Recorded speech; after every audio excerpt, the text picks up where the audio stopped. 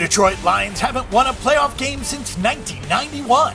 They'll take on a team that has won 9 straight playoff games at home dating back to 2004.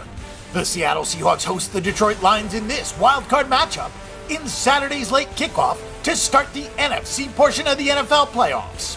Seattle has won at least one playoff game in each postseason dating back to 2012 and has been installed as a heavy favorite to continue that streak with a win over the visiting Lions. Sharp players have already spoken on the -7 line to push it up into the -8 range. The Detroit Lions are not rolling into the postseason with any momentum. They've dropped 3 straight games, both straight up and against the spread. They've actually dropped 4 in a row against the closing number by failing to cover against Chicago in the second week of December. Detroit's regular season came to an end with a 9-7 record and 7-8 against the spread mark, and a wildcard spot instead of a division title, even though they only needed to win one of their final 3 games to do it.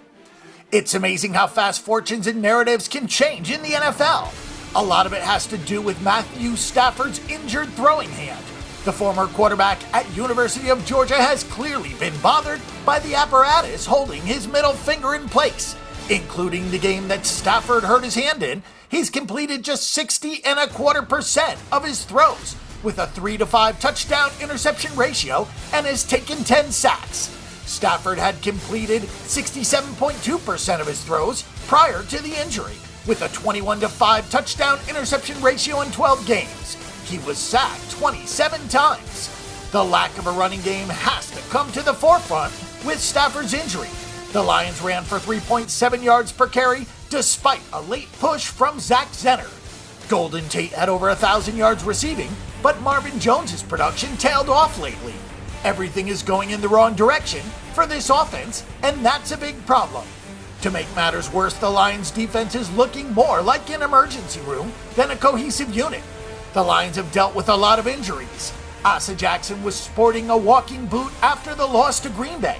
Darius Slay has been banged up in recent weeks, and they've been hurt by the absence of DeAndre Levy, but the team persevered on the strength of the offense.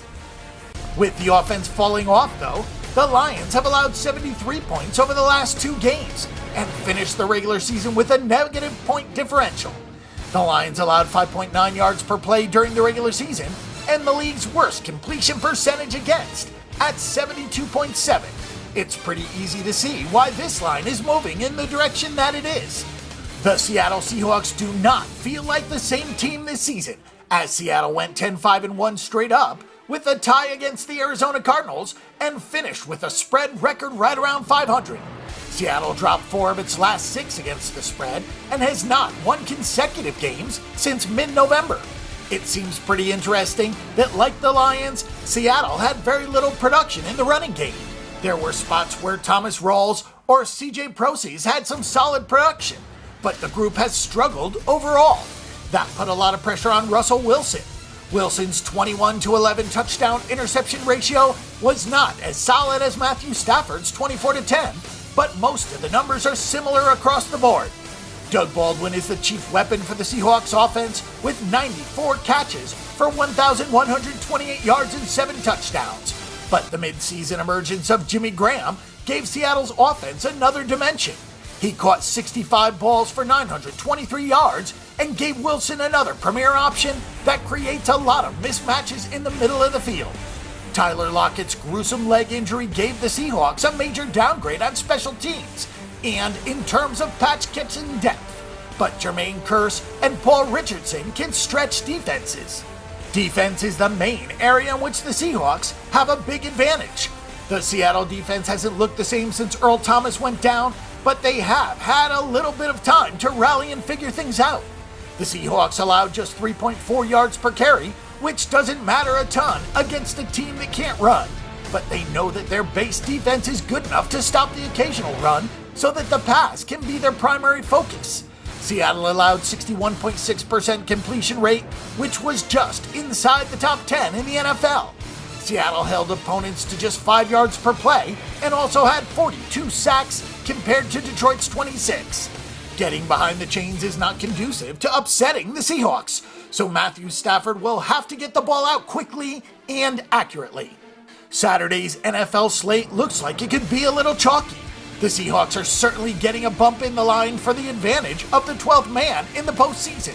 The fact that Matthew Stafford has had so many problems throwing the football cannot be overlooked in this game, because the Lions just cannot run the rock. Seattle isn't as impressive as they have been in past seasons, with some offensive line issues and some aging members of the secondary, so it is a bit presumptuous to assume that they can just flip the switch. But this is a good matchup for a team needing to work out some kinks before going up against better foes next week. Our pick and prediction is for the Seattle Seahawks at -8.